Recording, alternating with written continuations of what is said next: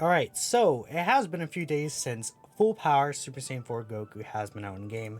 I mean, he released officially on the 29th, was it the data like the 28th or so, right? 27th, 28th. And it's been a couple of days since he's been in game specifically, I guess, and I've been using him in a lot of different events and off camera. I feel like I have a good idea of how much I like this guy and where I would place him in ranking. Obviously, this is a top 10 video-ish, but I'll be doing not only top 10 ranking, but I'll also be doing like, A, B, C, D kind of ranking, and like tiers as well. So first thing, I just want to talk about how much, what parts of this guy I like, I guess, and what parts I don't like. The videos focus around him rather than, oh, this exact placing in the tier list, right? It's just where I would, put him generally, I think more or less. I feel like tier lists in general could shift around depending on different situations and different units coming out, but not like too much in different like tiers, and even personal preferences could change a lot about certain tier list. This Goku, I think he's really good, very consistent unit, slot one tank. I think a lot of situations I've had this guy even tank, like Meta Cooler Core, Super Attack, mine, and like only one dupe. He's been able to live that Super Attack, and in that situation, he was missing Saiyan Roar Shocking Speed, a lot of defense links. This guy, just very strong defensive unit, I think, and you have to realize a lot of the defense you see from this guy is not something you visually see at the start of turn, because this doesn't activate until the turn starts. This defense raise, right? You can get multiple stacks of that, right? And there's a lot of different situation with support, without support, etc., right? He could do some pretty good damage too, right? I've had my Super Saiyan 4 Goku hit a good, 15 mil, 60 mils before with support. High chance to create, at the rainbow level, probably much higher than that, of course, considering, the attack stat increase and how that would affect it. Like, the amount of attack this guy gets in this links is insane, right? Especially link level 10ing him, it's a huge difference both offensively and defensively. His leader skill is also quite good. I think that they did a good choice for his leader skill because there isn't really overlap in these teams. It's pretty much just Full Power Super Saiyan 4 Goku is like the only unit that shares both of these teams. This guy in the tech one, right? Like, take a look at the top LRs. Like, it's literally only the Super Saiyan 4 Goku, and then if you look at for more GT units, Omega's on this team, right? But he's not on GT Heroes, and then we have the Full Power Tech Super Saiyan 4 Goku. These are the only units that overlap on these teams, so I think that's really good. It gives you a very expansive unit list to check from, and I think the only thing about this team is that I would like more support options. So fingers crossed that this guy and this pan easy ace, right? But overall, I think this Goku is still quite good, even in just his base form.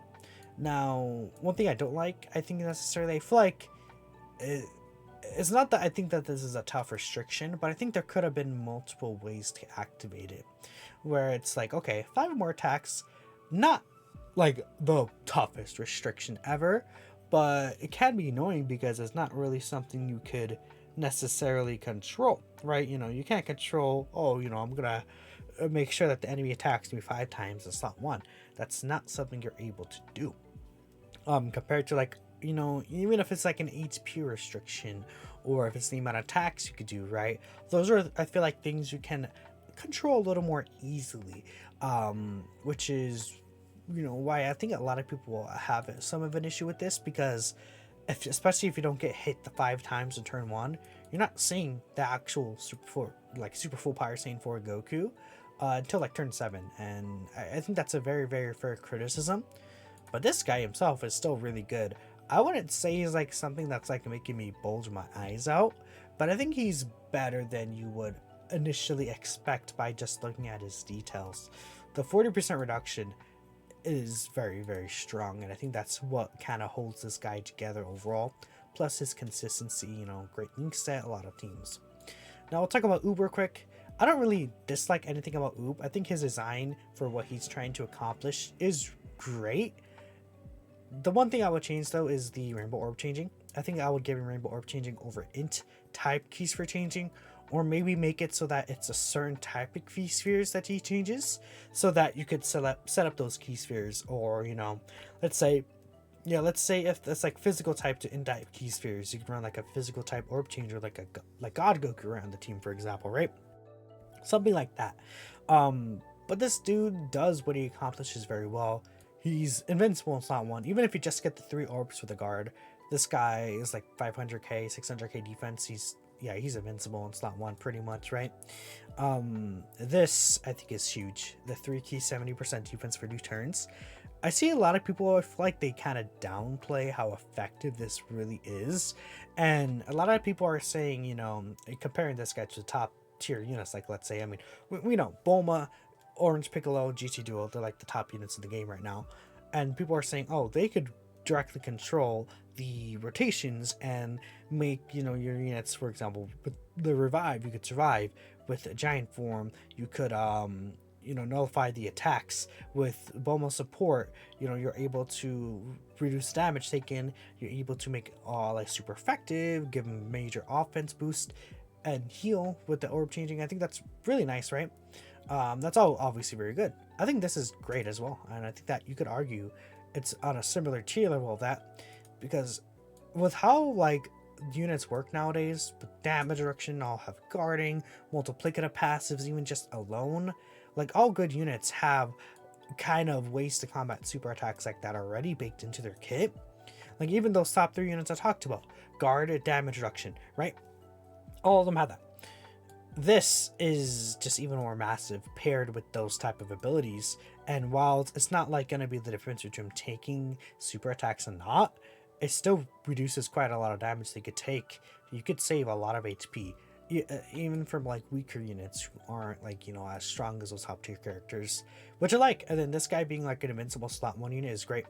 But again, I would change keysphere changing, and then I guess the link changing does kind of suck if you're like not running, like if you're running this guy next to physical Super Saiyan 4 Gogeta, and then you change to this guy, issues with key, not key, the links, right? This guy right here, we all know how good he is. You get the full heal. He's invincible slot 1 again, which I think is very, very valuable. He's just very consistently good, right? His offense is very, very strong, and it's like you get the offense, right? It's not RNG like based. It's not anything like that. You guarantee crits. He does like 20 mil, no, more like 25 mil attack stats. Even beyond that, if you like kind of juice this guy up, you can get really, really high numbers. And I'm a fan of how consistent this guy is, even with his key. Like, key is no issue for this guy whatsoever. I would have liked maybe if he had like an additional baked into his kit. Like maybe that's a bit much, but that's really the only thing I would say. Like, okay, maybe if he had like an additional attack, but that's probably asking for a bit too much. But the only reason I say that is because like in the strongest forms of the top units in the game, they all still influence the turns that the characters are out. Which, by the way, again, I'm comparing this guy to these guys. I think he is on their tier of power, for sure. And this is quite good. I mean, even this could affect the friend Super Saiyan 4 Goku that's untransformed with this 40% reduction. It makes him a lot tankier, in my experience from what I've seen. I mean, I've had this guy take Metacooler Core Super like 100k damage basically because of support. Is super, super massive. And I think that this guy and how his influence is usually, and if you get this guy turn 5, turn 7, that's the final phase of the fight. Especially turn 5 is what I usually have been able to get this guy out. That's like physical Shenron. That's like a lot of times Joe Broly. That's Cell Max, not really. I think Cell Max does actually do a lot of AoE, so maybe you can get him on turn 3, but you'd have to like stall against him. Even Metacooler Core, you can get this guy out to a pretty reasonable amount because he actually attacks a lot. But I think this being able to affect the rotation like this on the final turns is really good. And this guy just comes out and he just kills, right? So I'm a huge fan of this guy. I think he's actually one of my favorite designs in the game. Really, really good. And I rambled on this Goku for about 10 minutes now. So let's just show you guys. This is where I have it. I think this is what I'm comfortable with.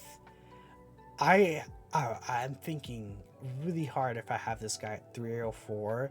Honestly, I don't think he's as good as these two, and I think that I would still have the GT2 above him. The reason why I think I would have the GT2 above him is because no matter what, I think this is just going to be a stronger ability, the revive, than preventing the defense support for 2 turns. I think that's just stronger overall, even though it doesn't help multiple rotations. This is just too strong of an ability, and then again it activates the finish skill, and you do so much damage in return. And I guess I would say one reason why is because I think this guy is stronger defensively than what this unit is, which I think matters. This unit is stronger offensively, but I think I like what this guy is providing to the table a little more than what this base Goku and Super Saiyan 4 Vegeta is, right? That's why I'm kind of torn on that. And then with this guy coming on, the combo of him and him with the full heal and everything, it's a very similar effect. But I think what this Super Saiyan Vegeta here with the revive is providing is just, it's just too good overall, and I think that's what takes the cake for me. Orange Piccolo, again, like canceling AoEs and super attacks. Again, it's guaranteeing that you can't die, right? This guarantees you can't die. This guarantees you can't die. Bulma, I mean, she doesn't, I guess Bulma doesn't necessarily guarantee you can't die, but she's just doing too much. Like, she's a better version of what Oob is providing still, right? And she's just activated throughout the entire fight, and she's just too good. That's really it with this Bulma. She's just that strong, right? She's like the ultimate support unit, and she makes all your team better for the entire fight, right? So that's why, I mean, like, if it was like, honestly, if this guy started off as Oob and then it was like this for like the first 5 turns, and then his support, like, it's like, okay, he supports for 2 turns once you grab key spheres, and then it's kind of like a Bulma effect. That would actually make this guy probably better. Honestly, they didn't get this guy guaranteed on like turn 4, turn 5, obviously, right? But I think I like this. I think I like him better than Dragon Ball Z Duo and the Blue Fusions, because again, these guys, like, the standby is just basically a better version of what this guy's standby is. Like, the Oob standby is just a better version of it, and especially because he's providing that multiple turn support, which is why I would have him above him. Even though this guy, maybe you could argue, more consistent because of the Rainbow Orb changing, it is still less damage reduction, so like you get more per your orb with Oob than what this Goku and Vegeta is. And I think especially early on, like, this Super Saiyan 4 Goku, I would also say is better than the base Super Saiyan 3 Goku and Super Saiyan 2 Vegeta. I mean, and I would even say they're, again, better than like what the base Goku and Vegeta is, right? And that's pretty much it. Again, the rest of the tier list is below that, is the same as I usually have in my other tier list. If I had to rank the units itself, I think I would do this, right, where we have a Bulma, Orange Piccolo, GT Duo, and the Super Saiyan 4 Goku. I think they're all in their own tier. Then I think these guys are in their own tier. And then I just put a bunch of units I feel like are in a similar tier below them, and like an S tier specifically. I just grabbed Cooler and Goku because I saw them and they're like, okay, you know, I think they're in this tier together. They release together, right? With all these other units where it's like, you know, these guard and offensive units that are like pretty high up there. I just don't think that they touch what these units could do. And then these guys don't influence the entire team like these guys can. So I think I'm comfortable with this Goku at 4. Maybe as time goes on, I'll change my opinion and maybe even do this. But I think these guys are just going to be a little more influential in like the final parts of the fight, and I think that really does matter. So yeah, let me know what you guys think about the tier list update here, where you would rank Super Saiyan 4 Goku. I feel like a lot of people would have Goku even higher than what I am, but this is just my experiences with these units. Thanks all for watching, and I'll catch you. I'm trying to bring out Super Saiyan 4 Goku. Okay. It's really cool, by the way. I'll catch you guys in the next video. Peace out.